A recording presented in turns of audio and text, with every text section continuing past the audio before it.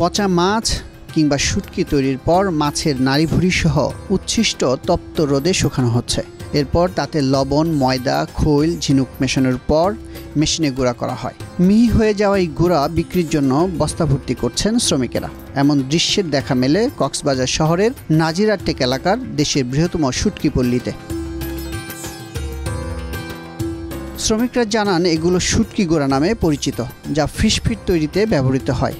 এছাড়া অনেক সময় পোলট্রি ও পশুর খাবারেও ব্যবহার হয় এই শুটকি গুঁড়া। এগুলো মাছগুলো আমরা শুকাই এখানে, এগুলো বিভিন্ন জায়গায় আমরা পাঠাই দিই। ওখানে পাঠানোর পরে এরা বাইঙ্গা মাছের খাদ্য হয়, আপনার এই মুরগির খাদ্য হয়, আপনার গরুর খাদ্য হয়, প্রায় সময় ওইরকমই আর কি। আপনার ঠেলা গাড়ি করে ওই সমুদ্র থেকে এনে ওই আমরা শুকাই আর কি, শুকাই ওগুলি আমরা বিভিন্ন ফ্যাক্টরিতে দিই।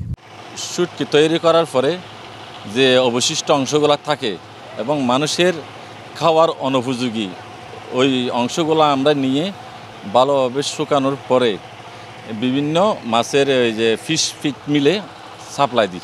নাজিরাটেক শুটকি পল্লীতে বর্তমানে 6টি মেশিনের মাধ্যমে শুটকির গুঁড়া তৈরি করা হয়। এই শুটকির গুঁড়া কিনে নিয়ে যায় মাছের খাদ্য তৈরির কোম্পানিগুলো। এখানে নাজিরাটেকে আমাদের শুটকির গুঁড়া 100 থেকে 120 কোটি টাকার মতো শুটকির গুঁড়া আমাদের উৎপাদন হয়।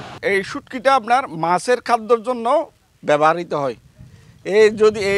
এটা যদি আমরা এখানে উৎপাদন করতে না পারি, তাহলে সরকারের কোটি কোটি টাকা দিয়ে এগুলি বাইরে থেকে আমদানি করে এটা মাছের জন্য আনতে হবে। এটা ছাড়া কোনো ফিডেই হবে না।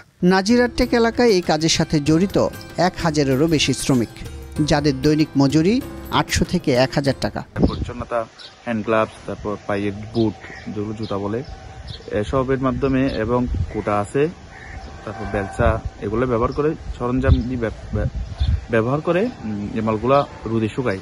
ব্যবসায়ীরা জানালেন এ খাতে বছরে 100 কোটি টাকার বেশি ব্যবসা হয়। তাই এই খাতটিকে মৎস্য অধিদপ্তর মনিটরিং সেলের আওতায় নিয়ে আসার দাবি তাদের। প্রতি বছর প্রায় 100 কোটি টাকা ঊর্ধ্বে এই রেভিনিউটা জেনারেট হয় কিনা জানি না, কিন্তু ব্যবসাটা হচ্ছে। সুতরাং আমাদের কথা হচ্ছে এই বিশাল খাতটাকে একটা মৎস্য অধিদপ্তরের মনিটরিংয়ের আওতায় আনা দরকার।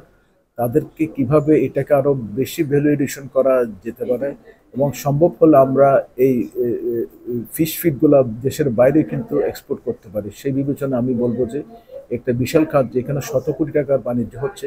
প্রাকৃতিক দুর্যোগ সহ নানা কারণে ক্ষতিগ্রস্ত হয় এই খাত। তাই শুটকি গুঁড়া তৈরির এই ব্যবসাকে টিকিয়ে রাখতে সরকারি সহযোগিতা চেয়েছেন ব্যবসায়ীরা।